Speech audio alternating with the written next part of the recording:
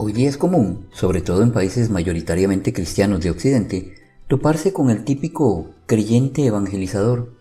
Es este individuo con apariencia piadosa que, sin embargo, siempre está más que dispuesto a condenar todo aquello que su credo le indique que es pecaminoso, sucio, corrupto y digno de un castigo eterno. Su talante y las estrategias de convencimiento que utilizan casi siempre logran disfrazar que el centro de su discurso es simplemente un «tienes que ser como nosotros o estarás condenado al fuego del infierno».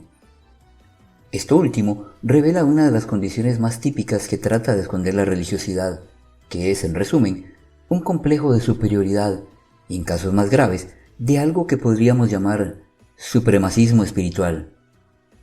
La mayoría de las veces son gente que ha querido salir de todo lo mismo que ahora condenan, algunos con mayor éxito que otros, pero todos ellos con una incesante lucha interna que se denota por el odio y la intolerancia con que su vehemencia manda al fuego del infierno a los demás, mientras ellos se sienten protegidos bajo el ala poderosa de su pertenencia a organizaciones multimillonarias, las cuales, cuando a alguien se le ocurre esculcarlas, terminan revelándose repletas de todos los mismos vicios que han caracterizado cualquier sistema religioso que alguna vez haya alcanzado poder.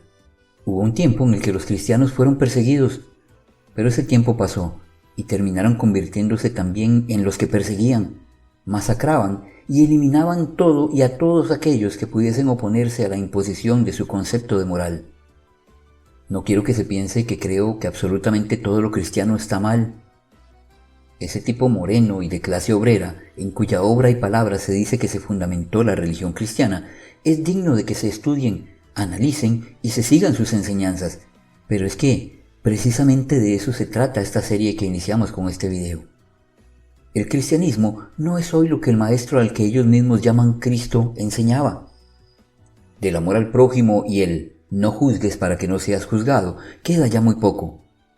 Para los seguidores del cristianismo comercial, da igual si eres jugador o tomador, si tienes tu propia manera de ver y vivir la espiritualidad o si eres un ateo.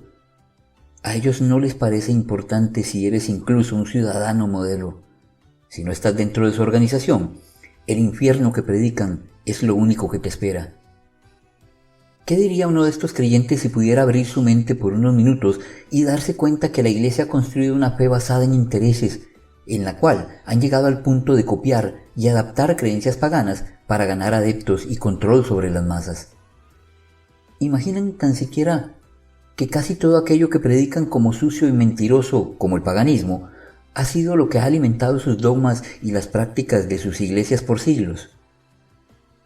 Hoy comienza una serie que podría ser molesta para muchos, pero que es necesaria.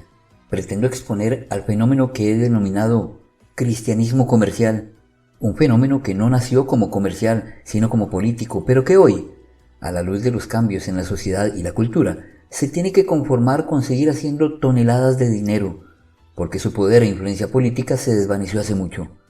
Pero tristemente, un fenómeno que sigue perjudicando a personas, a individuos, a familias que no han sido enseñadas más que a repetir un discurso de odio e intolerancia, que alcanza para que el propósito original del maestro de Galilea, consistente en el amor al prójimo, se distancie del ser humano. En esta primera entrega hablaré del supuesto cristianismo que, con tal de conseguir poder, robó y readaptó creencias ancestrales de otros pueblos y las hizo suyas, solo que sin decirle a sus creyentes que dichas creencias son paganas, para que éstos, a su vez, salgan a condenar a quienes rescatan el paganismo y cualquier otra forma de espiritualidad que no sea la que ellos venden. Sí, venden. Yo soy Robert Arredondo y esto es Senderos del Misterio.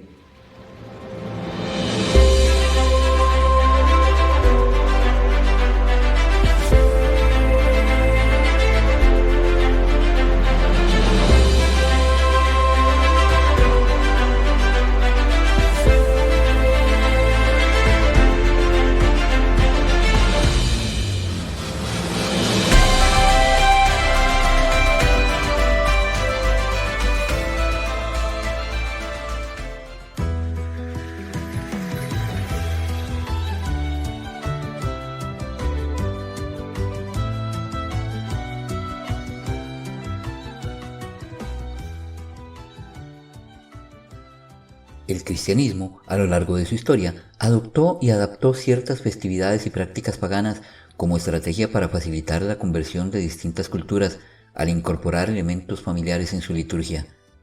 Es necesario, antes de empezar, dejar muy claro que no es mi interés señalar como si fuese algo malo el que una religión pueda adoptar creencias de otras.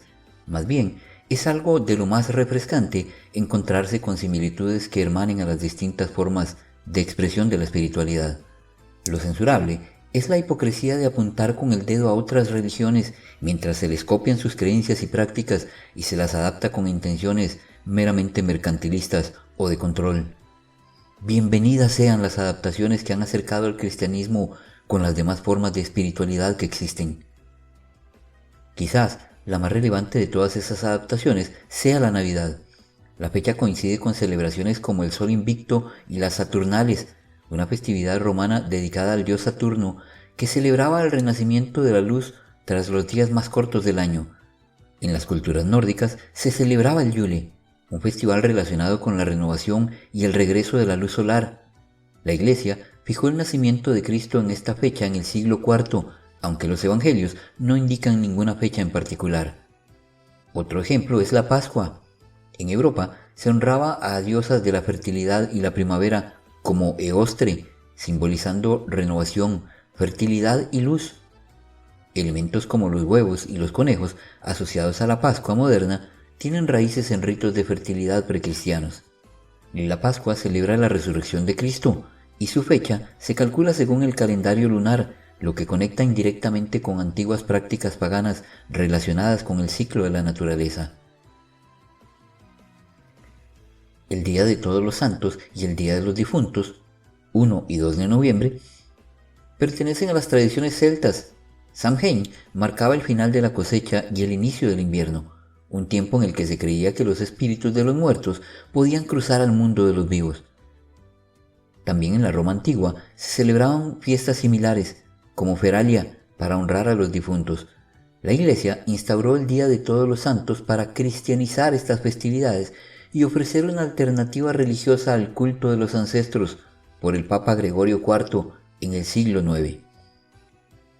Otro ejemplo de adaptaciones es el Carnaval, cuyo origen está en las Saturnales y las Lupercales, festividades romanas que celebraban la fertilidad y la libertad, caracterizadas por banquetes, disfraces y comportamientos desenfrenados. También se vincula con fiestas agrícolas de Europa, relacionadas con el fin del invierno y la preparación para la primavera. En el cristianismo se convirtió en un periodo previo a la Cuaresma, con días de permisividad antes del inicio del ayuno y la reflexión. De hecho, existe una conexión entre el final del carnaval, la tradición de la quema de Judas y el miércoles de ceniza. El carnaval es un periodo de festividad y desenfreno que precede al miércoles de ceniza, el día que marca el inicio de la Cuaresma en el cristianismo.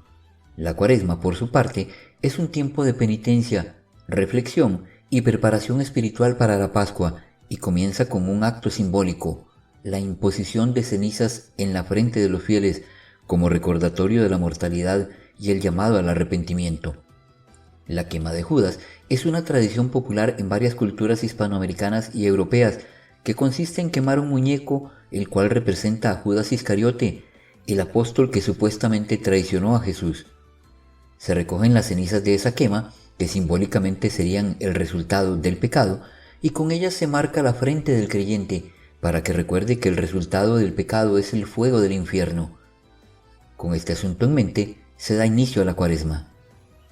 Uno de los detalles curiosos de esta ceremonia es que la quema de Judas pretende representar el juicio del pueblo al traidor, una muestra más de la hipocresía que reina en la religiosidad, porque realmente fue el mismo populacho enardecido el que eligió que el maestro fuese crucificado, no Judas.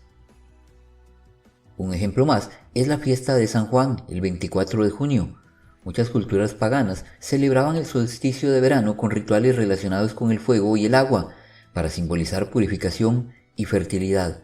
La Iglesia vinculó estas celebraciones al nacimiento de San Juan Bautista, preservando muchas de las tradiciones de encender hogueras. También el día de San Valentín, el 14 de febrero. Su origen pagano se encuentra en las Lupercales, una fiesta romana en honor al dios Fauno, asociada a la fertilidad, al amor y a la purificación. Fue vinculada a San Valentín, un mártir cristiano, como una celebración del amor cristiano. Aunque no es una fiesta, sí es un buen ejemplo de adopción de costumbres, de creencias que el cristianismo comercial condena y a cuyos seguidores ellos recetan el infierno de fuego. Me refiero al uso del rosario. El rezo del rosario es una práctica espiritual profundamente arraigada en el cristianismo, especialmente en el catolicismo, pero contiene elementos que reflejan influencias de tradiciones y formas de devoción anteriores al cristianismo. El uso de cuentas o elementos similares para contar oraciones o mantras es común en diversas tradiciones espirituales. Ejemplos destacados incluyen el hinduismo y el budismo, donde se utiliza el japa mala, un collar de 108 cuentas para recitar mantras. Esta práctica tiene más de 3000 años de antigüedad. En el Islam se usa el tasbih, que consta de 33 o 99 cuentas para recitar los nombres de Alá. Algunas culturas nativas de América utilizaban cordones con nudos o piedras para registrar plegarias o meditaciones, aunque no siempre de manera estructurada, como en el rosario cristiano. La repetición de fórmulas sagradas o mantras para alcanzar un estado de meditación y conexión espiritual es una práctica universal. También podemos hablar de las procesiones religiosas. En muchas religiones antiguas, las procesiones servían para honrar a los dioses, transportar ídolos sagrados o pedir bendiciones para la comunidad, como las festividades romanas de Rovigalia o las procesiones egipcias en honor a Isis, de la cual, dicho sea de paso, se tomó la imagen que representa a la Virgen María con su hijo en brazos. Las procesiones cristianas, como las de Semana Santa o el Corpus Christi, adoptaron esta práctica, pero centradas en la devoción a Cristo, la Virgen María o los santos. Sígueme para continuar explorando las adaptaciones del cristianismo a las tradiciones paganas antiguas. Yo soy Robert Arredondo y esto fue Senderos del Misterio.